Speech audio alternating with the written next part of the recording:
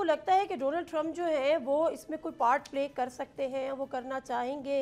क्योंकि दूसरी तरफ फील्ड मार्शल से उनकी मुलाकात भी हुई है, हुकूमत के साथ उनकी बड़ी अच्छी टाइज चल रही हैं, भारत के मुकाबले में पाकिस्तान को बड़ी इंपॉर्टेंस दी जा रही है।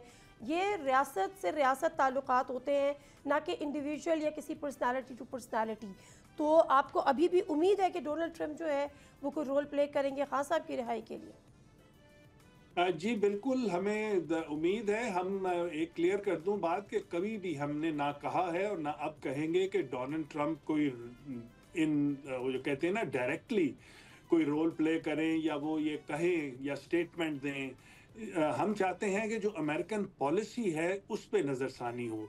और वो क्या पॉलिसी है कि जैसे आपने देखा मिनरल्स की बात हो रही है, क्रिप्टो की बात हो रही है, वहाँ पे असले की बात हो रही है। हम चाहते हैं कि जो फ्रीडम्स के मुतालिक अमेरिकन जो है वो बात करें, इंक्लूडिंग क्योंकि जब वो इलेक्ट हुए थे प्रेसिडेंट ट्रंप, तो उन्होंने एज अ पीस प्रेसिडेंट उन्होंने ये अपना मौक़िफ़ लिया था और वो कहते थे कि दुनिया में हर जगह पे डेमोक्रेसी होनी चाहिए। सब्सक्राइब करें और बेल दबाएं ताकि कोई खबर रह न जाए।